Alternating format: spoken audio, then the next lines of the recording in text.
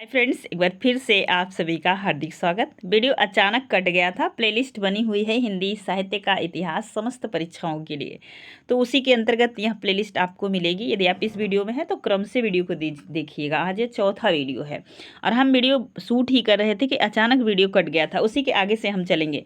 यहाँ पे आप ध्यान दीजिएगा, यहाँ पे लिखा है गोरखनाथ मच्छेंद्रनाथ, मतलब गोरखनाथ जो थे वो मच्छेंद्रनाथ के शिष्य थे और मच्छेंद्रनाथ का दूसरा नाम है मच्छेंद्रनाथ।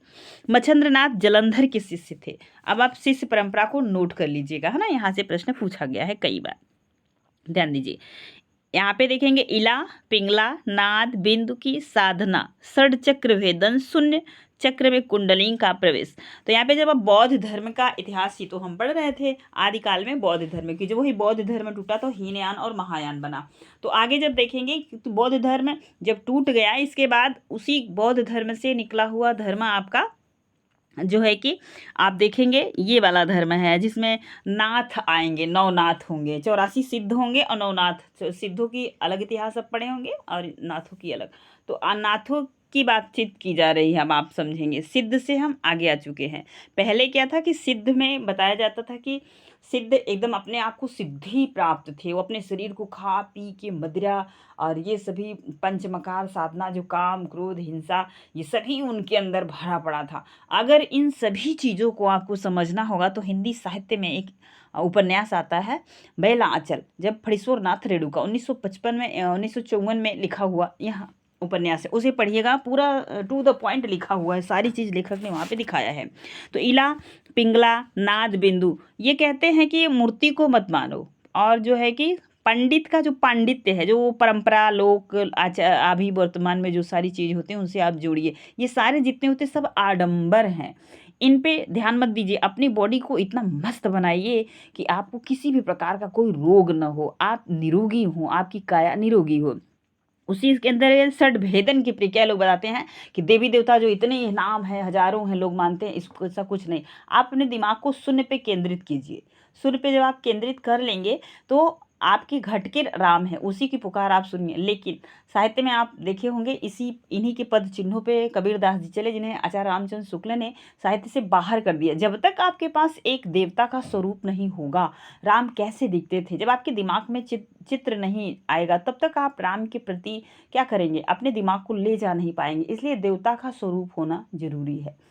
आप अब आगे देखिए, चक्र कुंडली, और ये गांव गांव में जाते थे, लोगों को समझाते थे कि ऐसा मत कीजिए। और ये जब घूमते रहते थे ना, आप समझिए, जब बौद्धिस्ट लोग गांव गांव में घूमना फिरना ये सब करते थे, तो ये लोग गांव में जब जाते थे तो लोग अपनी बहन बेटियों को उनके सामने आने से मना करते थे, क्योंकि ये लोग स्त्री का संसर्ग भी करते थे, व्यभिचार करते थे, इसलिए महिलाओं को मना किया जाता था। आप देखेंगे आगे, कुंडलियों आदि का प्रवेश आदिनाथों की अंतर साधना के मुख्य अंग हैं। समझ में आ गया।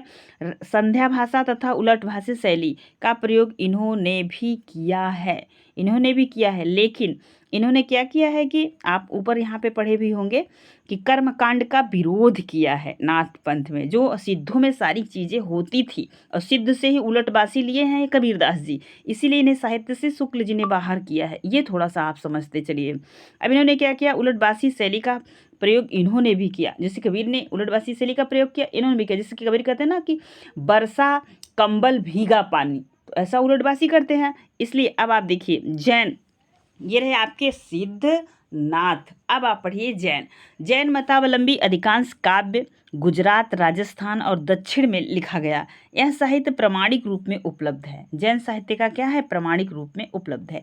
जैन मतावलंबी रचनाएं दो प्रकार की करते थे। पहला था जिनमें नाथ सिद्धों की तरह अंतः साधनात्मक उपदेश, नीति, सदाचार आदि का मंडन और कर्मकांड, वर्ण व्यवस्था आदि का खंडन करते। वर्ण व्यवस्था का सभी ने विरोध किया है, चाहे वह सिद्ध हो, चाहे वह नाथ हो, चाहे वह जैन हो, याद रखिएगा। चलिए, नाथ सिद्धों की तरह अंतर साधना, उपदेश, नीति, सदाचार आदि का मंडन और कर्मकांड, वर्ण व्यवस्था आदि का खंडन किया है। जैसे आप देखेंगे वर्ण व्यवस्था में ना ब्राह्मण, क्षत्रिय, वैश्य, शूद्र, तो ये जातियां थी, इनका भी इन्होंने क्या किया है, खंडन किया है। ये रचनाएं प्रायः दोहा में रचित काव्य, मुक्तक काव्य करते थे, जिनमें प्रामाणिक जैन साधकों की प्रेरक जीवन गाथा कथा या लोक प्रचलित कथाओं का आधार बनाकर जैन मत का प्रचार किया। स्वयंभू पौराणिक काव्यधारा के महान कवि हैं। किस काव्यधारा के हैं? पौराणिक काव्यधारा के महान कवि स्वयंभू हैं। इन्होंने राम कथा को आधार मानकर पयुमचरी की रचना की। अब याद रखिएगा, स्वयंभू की इंपॉर्टेंट, यह बहुत बार पूछा गया है, स्वयंभू की रचना कौन सी है? तो पयुमचरी। आप आगे देखेंगे, पयुमचरी की रचना की। तुलसीकृत रामचरितमानस में पयुचरित के प्रभाव परिलक्षित होता है। अब आपको समझ में आ गया कि जो स्वयंभू ने रचना की, राम का पौराणिक कथा का वर्णन किया, उन्हीं से कुछ लिए। कौन? तुलसीदास जी ने। उन्होंने लिखा रामचरितमानस, प्रभाव परिलक्षित होता है, यही यहाँ पे आपको बताया गया है। अब आप ध्यान दीजिए, वीडियो पीडीएफ थोड़ा सा आगे चला गया है ना। चलिए, कल ऐसे ही अचानक कट भी गया था। चलिए ठीक है। पयमचर्य 5 कांड है। ये प्रश्न एक बार टीजीटी में पूछा गया है। पयमचर्य में कितने कांड है? 5 कांड है। 83 संधियां वाला विशाल महाकाव्य है। यह अपभ्रंश का आदि काव्य माना गया है। अतः स्वयंभू को अपभ्रंश का वाल्मीकि कहा जाता है। यदि आपके पास प्रीवियस ईयर पेपर होगा तो मिला लीजिएगा कि इन्हें क्या कहा जाता है। अब आप आगे देखिए, डॉक्टर भयाड़ी स्वयंभू को अपभ्रंश का कालिदास कहा है। ये प्रश्न कई बार पूछा है, इंपॉर्टेंट है, नोट कर लीजिए। डॉक्टर भयाड़ी ने स्वयंभू को अपभ्रंश का कालिदास कहा है। पुष्यदंत को भवभूति कहा है। पुष्पदंत को क्या कहा है? भवभूति। और स्वयंभू को क्या कहा है? कालिदास। आगे चलिए, नेक्स्ट, रोडाकृत राउलबेल 11वीं शताब्दी के। ये रोडा की रचना कौन सी है? राउलबेल, बहुत बार यूजीसी नेट में मिलान वाले में आया हुआ है। यह गद्य पद्य मिश्रित चंपू काव्य। चंपू का उस काव्य को कहते हैं इसमें गद्य और पद्य दोनों को मिलाकर की गई रचना हो, उसे क्या कहेंगे? चंपू काव्य की प्राचीनतम कृति है। यह धार कहाँ है? राजस्थान का, राजस्थान के क्षेत्र में। तो धार मालवा के एक शिलालेख पर अंकित है। कहाँ अंकित है? तो शिलालेख पर अंकित है। नेक्स्ट आगे देखेंगे, रोडाकृत राउलबेल 11वीं शताब्दी। जो रोडा ने राउलबेल की रचना की वह कब की है? 11वीं शताब्दी की। लौकिक सिंगारिक काव्य है, जो उस समय वहाँ के लोक में प्रचलित थी। सिंगारिक काव्य है जो लोग गा के उसमें एंजॉय करते हैं। इनमें किसी राजा के अंतःपुर में रहने वाली विभिन्न प्रदेशों की रानियों का वर्णन है। राउलबेल से नखशिख वर्णन, नखशिख मतलब नख, नाखून से लेकर सिर तक का एक स्त्री का क्या किया गया है? मार्मिक व्याख्या की गई है। सिंगार, आप देखेंगे, नखशिख वर्णन की सिंगार परंपरा का आरंभ माना जाता है, जो कि पूरे तरीके से सिंगारिक। जब आप रीतिकाल में आएंगे तो सभी कवि सिंगार में मस्त थे, आप देखे होंगे। चलिए, उनको बस यही करना था, है ना, वाह वाह करवाते थे, रचना करते थे, राजा का गुणगान करते थे। चलिए, भारतीय भाषा में रचित इस्लाम धर्मावलंबी कवि की प्रथम रचना संदेश राचक है। कौन सी है? तो इस्लाम धर्म। इस्लाम धर्म पे ज़्यादा जोर दिए हैं डॉक्टर बच्चन सिंह। जब उनका आप इतिहास पढ़ेंगे तो इन सब चीज़ों को आप बहुत अच्छे से समझ पाएंगे। अब आप आगे चलिए, इसके रचयिता अद्दहमाण अब्दुल रहमान इनका दूसरा नाम है। यह 3 प्रक्रमों में विभाजित 223 छंदों का संदेश काव्य है। आगे, आचार्य रामचंद्र शुक्ल ने वीर गाथात्मक साहित्य इतिहास प्रवृत्ति की पहचान जिन 12 ग्रंथों के आधार पे की है।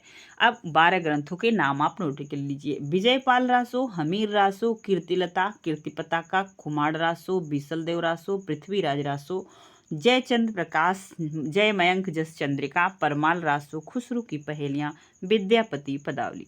यह 12 रचनाएं हैं जो बार बार पूछा जाता है। चलिए आगे, विद्यापति की रचनाएं, क्योंकि संधि के कवि हैं तो इनको बहुत ध्यान से देखना है। विद्यापति की रचनाएं कीर्तिलता, कीर्तिपताका, पदावली, नरपति नाल, कृत बीसल देवरासो प्रामाणिक रूप से उपलब्ध है। इनमें से जो 12 रचनाएं आपको ऊपर बताई गई हैं, इनमें से जो प्रामाणिक रूप से उपलब्ध हैं वर्तमान में, जिसे आप भी खोजना चाहे रिसर्च के लिए तो आपको मिलेगी। कौन कौन सी है? कीर्तिलता, कीर्तिपताका, विद्यापति पदावली और नरसिंह नाल्हकृत बीसल देव रासो प्रामाणिक रूप से उपलब्ध है। आगे चलेंगे, विद्यापति की कुल 14 ग्रंथों की रचना की है। विद्यापति ने कितने ग्रंथों के, जब कि आप 2-4 को पढ़े होंगे तो ध्यान से देखिएगा।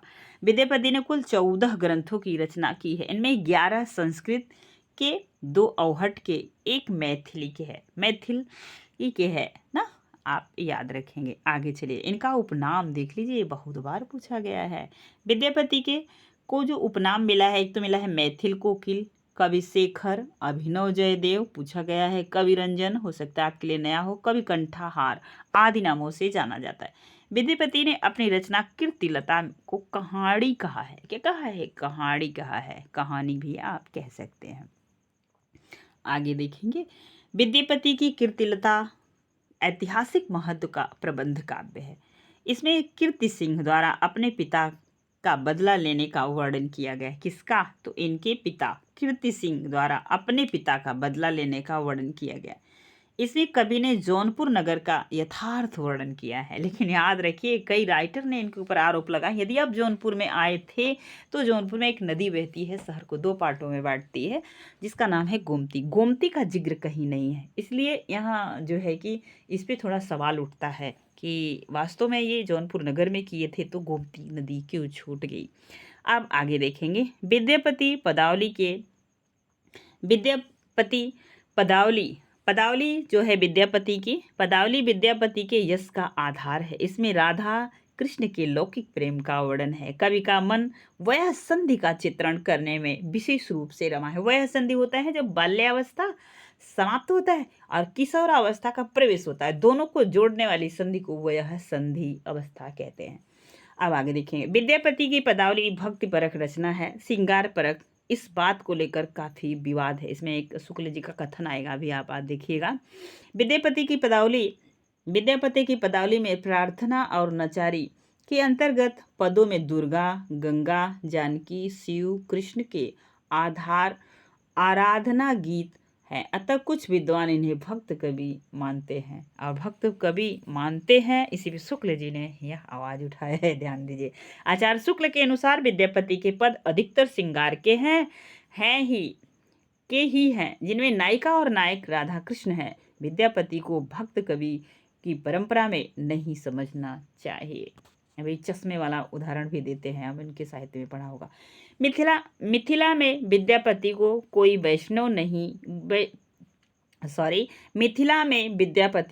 वैष्णव कवि नहीं मानता और न ही भक्त कहता, एक श्रृंगारिक कवि हैं।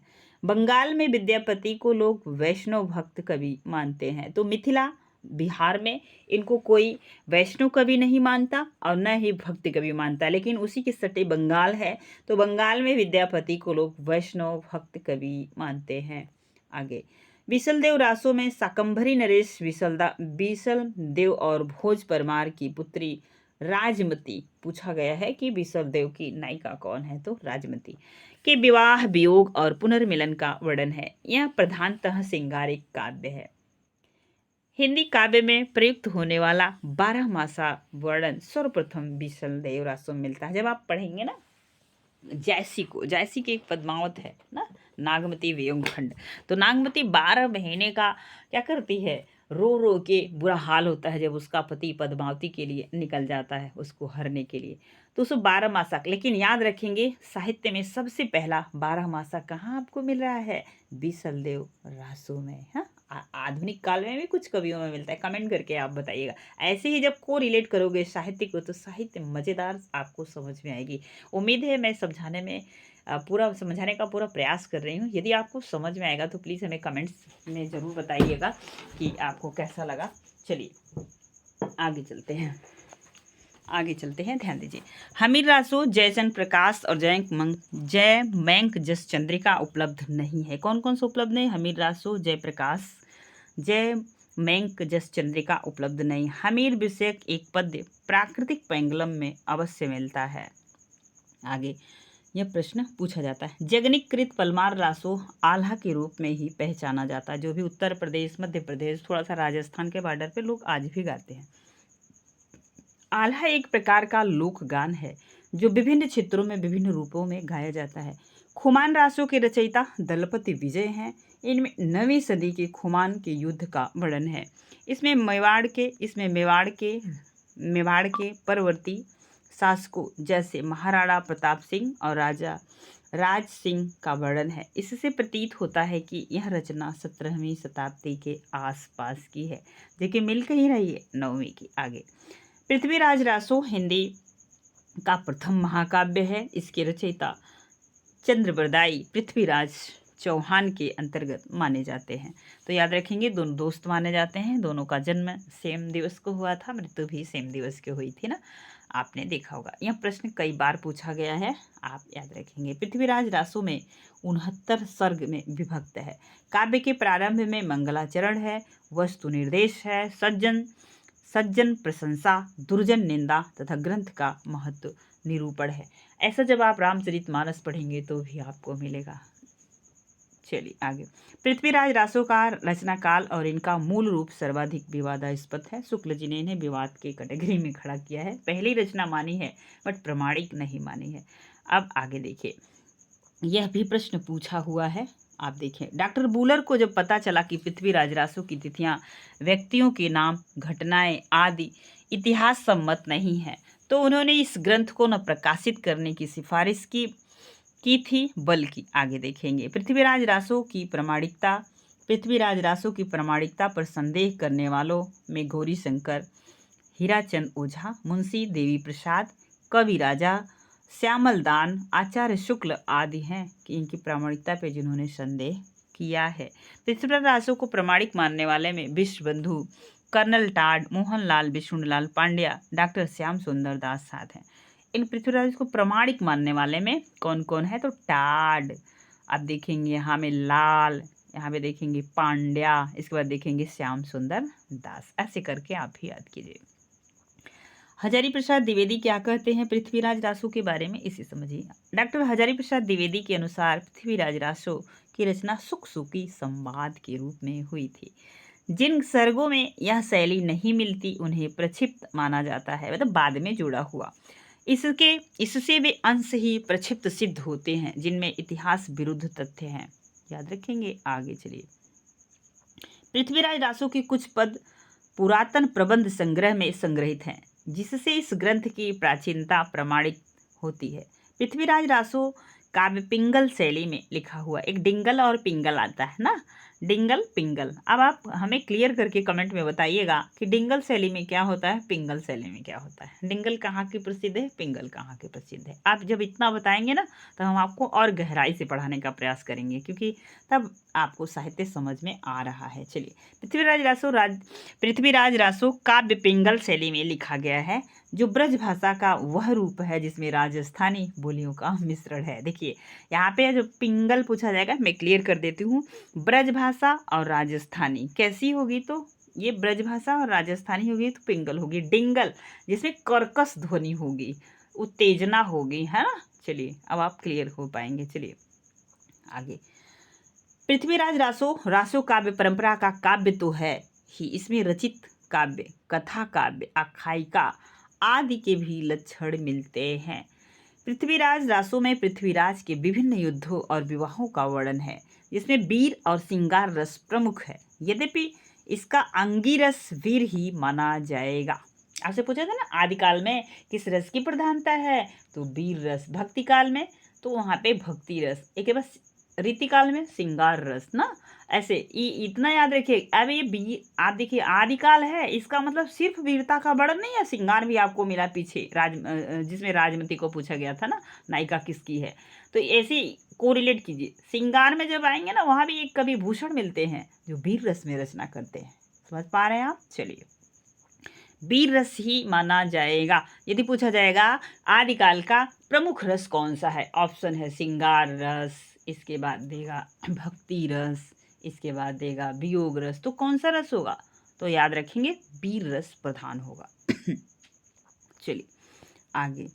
चंद्रबरदाई ने इस ग्रंथ में नायिका का नक्सिक वर्णन, सेना की प्रयाण, युद्ध, 6 ऋतुओं 6 ऋतुओं का वर्णन किया है। आदि का वर्णन खूब मन लगा कर किया है। आदिकाल में कई मंगल काव्य लिखे गए हैं। कितने मंगल काव्य, तो कई मंगल काव्य लिखे गए हैं। पृथ्वीराज रासो में विनय मंगल नामक एक खंड मिलता है। याद रखेंगे, हो सकता है आपको पहली बार मिल रहा हो। यदि आप साहित्य के विद्यार्थी हैं तो बहुत ध्यान से देखिएगा। तो आगे देखिए। पृथ्वीराज रासो में सर्ग को समय कहा गया है। क्या कहा गया है, सर्ग को समय कहा गया है। इसमें से सबसे बड़ा समय है कनवंज युद्ध, जो पृथ्वीराज रासो के मूल कथानक का माना जाता है। चलिए आगे। पृथ्वीराज रासो में लगभग 72 प्रकार के वर्णिक छंद मिलते हैं। कितने प्रकार के, 72। किंतु 56 छंद ये पूछा जाता है आदिकाल का प्रमुख छंद कौन सा है, तो छप है। किसने लिखा है, चंद्रबरदाई का अपना प्रिय छंद है। समझ पा रहे आप। चलिए, पृथ्वीराज आसू के उत्तरार्ध भाग के रचयिता चंद्रबरदाई पुत्र जल्हड़ ने पूरा किया था। आगे, फर्रुखाबाद के कलेक्टर चार्ल्स इलियट ने सर्वप्रथम सन 1965 में पृथ्वीराज रासो को प्रकाशित कराया था। पृथ्वीराज रासो का एक खंड कैमास वध है। कैमास मंत्री के कमांड को हो जाने के कारण पृथ्वीराज ने उसका वध किया था। आगे, पृथ्वीचंद्र कृत मातृका प्रथमाक्षरा दोहरा, मातृका प्रथमाक्षरा दोहरा अब तक उपलब्ध प्रथम बावनी काव्य है। कैसा काव्य है, प्रथम बावनी काव्य है। आदिकाल के अत्यंत महत्वपूर्ण एवं बहुमुखी प्रतिभा के धनी साहित्यकार अमीर खुसरो जी को बहुत बार पूछा जाता है। चलिए, उनकी पहली मुकरियां दो सुखने अभी तक प्रचलित हैं। अमीर खुसरो की भाषा हिंदी की आधुनिक काव्य भाषा के रूप में पूर्णतः प्रतिष्ठित होने का संकेत देती है। अमीर खुसरो कृत नूह सिपहर में भारतीय बोलियों के संबंध विस्तृत हैं। अलाउद्दीन खिलजी ने अमीर खुसरो को तोताए हिंद कहा था की उपाधि दी थी। संगीत के क्षेत्र में खुसरो ने आवाज एक खुसरवी नामक ग्रंथ की रचना की तथा अनेक नवीन रागों का आविष्कार किया। अमीर खुसरो ने भाषा के लिए हिंदी शब्द का प्रयोग हिंदोई, हिंदवी जैसे शब्दों का प्रयोग करके हिंदी का नाम दिया। हिंदी खड़ी बोली के प्रथम कवि अमीर खुसरो का पूरा नाम अबुल यमीनुद्दीन खुसरो है। ज्योतिरेश्वर ठाकुर कृत वर्ण रत्नाकर 14वीं शताब्दी में लेखक ने हिंदू दरबार और भारतीय जीवन पद्धति का यथार्थ चित्रण प्रस्तुत किया। डिंगल, अभी पिंगल आप पढ़े थे, अब डिंगल देखिए। डिंगल का सर्वप्रथम प्रयोग जोधपुर के कवि राजा बांकीदास की कुकवि बतीसी में हुआ है। कब बतीसी का प्रकाशन हुआ, तो संवत 1871 में। डिंगल साहित्य गद्य पद्य दोनों विधाओं में लिखा जाता है। डिंगल साहित्य गद्य पद्य दोनों विधाओं में लिखा गया है। गद्य में यह साहित्य रासो, प्रकाश रूपक और वचनिका रूप में तथा गद्य में ख्यात, वात, विगत, पीढ़ी और वंशावली आदि रूपों में मिलता है। राठौड़ा री ख्यात में भट्ट केदार कृत जयप्रकाश और मधुकर कवि कृत जस मयंक जस चंद्रिका का उल्लेख मिलता है। कहाँ मिलता है दोनों का, तो राठौड़ा री ख्यात में। बसंत विलास आदिकाल की अत्यधिक सरस साहित्यिक कृति है। बसंत विलास क्या है, आदिकाल की अत्यधिक सरस साहित्यिक कृति है। इसके रचयिता का पता नहीं चल सका। इसके 84 दोहों में वसंत और स्त्रियों पर उसके विलासपूर्ण प्रभाव का मनोहारी चित्रण किया गया है। आगे, चरचरी अथवा चाचरी आदिकाल काव्य रूप है। इसका प्राचीनतम प्रयोग हरि भद्रसूरी कृति समरा इच्ची कहा में मिलता है। कहाँ मिलता है, समरा इच्ची कहा में। बसंत ऋतु, होली आदि के अवसर पे गाया जाने वाला मादक गीत है। फागु कहा जाता है। क्या कहा जाता है, फागु। आदिकाल बसंत, अब देखेंगे आदिकाल बसंत विलास फागु, बिरह दिसावरी फागु, स्थूल फागु, नेमिनाथ फागु इत्यादि प्रमुख हैं। आगे, जिन चंद्र सूरी फागु सर्वाधिक प्रसिद्ध है। बसंत विलास, जय नेत्र फागु। आदिकाल में लोक भाषा काव्य की भी प्रचुरता रही। इसमें ढोला मारूरा दोहा सर्वाधिक प्रचलित है और महत्वपूर्ण है। हजारी प्रसाद द्विवेदी ने ढोला मारूरा दोहा के दोहों को हेमचंद्र तथा बिहारी के दोहों के बीच की कड़ी माना। ढोला मारूरा जो दोहा है, इसको किसका माना, ढोला मरूरा जो इतिहास है ना, ढोला होती है मरूरा, ये दोनों प्यार करते हैं, फिर बिछड़ जाते हैं, फिर ढोला उसको हेरते जाता है। ये जब आप पढ़ेंगे साहित्य में तो देखेंगे, यहाँ पे समय नहीं बर्बाद करेंगे ना। चलिए, आदिकाल जगत सुंदरी प्रयोगमाला वैधक ग्रंथ है। इसकी रचयिता अज्ञात हैं। आगे, प्राकृत पैंगलम आदिकाल हिंदी साहित्य का ऐसा संग्रह ग्रंथ है जिसमें प्राकृत, अपभ्रंश, पुरानी हिंदी के कवियों की रचना छहों के उदाहरण के रूप में संग्रहित है। प्राकृत पैंगलम में पुरानी ब्रजभाषा, राजस्थानी खड़ी बोली, अवधी और मैथिली भाषा के तत्वों का मिश्रण है। प्राकृतिक पेंगलम में कुछ पद्य प्राकृतिक पेंगलम में कुछ पद्य कवि बब्बर द्वारा रचित है। इनकी कविताओं में सुखी और संपन्न जीवन क्या है इसका चित्रण है। मौलाना दाऊद कृत चंदान प्रेम का परंपरा का सुंदर ग्रंथ है। यह रचना आदिकालीन होते हुए भी विषम विषय और शैली की दृष्टि से अन्य सभी से भिन्न है। आदिकाल की प्रमुख साहित्यिक उक्तियां कौन क्या कहा है आदिकाल के बारे में, जैसे 12 बरस ल कुक्कर जीवे अरु 13 लौ जिए सियार बरस 18 छत्री जीवे आगे जीवन कोई अधिकार। तो ये जगनिक ने कहा है ना। जगनिक ने उस समय जो छत्राणी रानियां हुआ करती थी उन्होंने कहा था कि अगर मेरा पति युद्ध से भाग आया तो हम किसके आगे मुंह दिखाएंगे, तो हम दिखा नहीं पाएंगे। अगर मेरा पति शहीद हुआ तो हम लोगों से कहेंगे कि देश के लिए मेरा पति शहीद हुआ। इसलिए उन्होंने कहा है कि 12 बरस तक कुकर जिए और 13 लो जिए सियार बरस 18 छत्री जिए आगे जीवन को। 18 साल तक छत्री को जीना चाहिए, युद्ध में वो शहीद हो जाए तो खुशियाँ मिलेंगी। आज के लिए इतना ही, फिर मिलेंगे आपसे इसी क्लास को आगे बढ़ाते हुए। आदिकाल की प्रमुख साहित्यिक उक्तियाँ किसने क्या कहा है जो बार बार परीक्षा में पूछी जाती है। हमें उम्मीद है कि वीडियो आपको पसंद आया होगा। प्लीज़ अगर दोस्तों वीडियो पसंद आया है तो आप अपने दोस्तों को शेयर कीजिए, इस परिवार को आगे बढ़ाइए ताकि मैं अच्छे से आप सभी का मदद कर सकूँ। अगर इसका आपको PDF चाहिए तो आपको एक नंबर मैंने उपलब्ध कराया है, आप उसी पे हमें जो है कि व्हाट्सएप करेंगे तो हम आपको PDF सेंड करेंगे। आज के लिए इतना ही, फिर मिलेंगे नेक्स्ट वीडियो में। वीडियो पसंद आए तो प्लीज़ एक शेयर और एक लाइक ज़रूर कीजिएगा। Thank you so much. आपका दिन शुभ हो।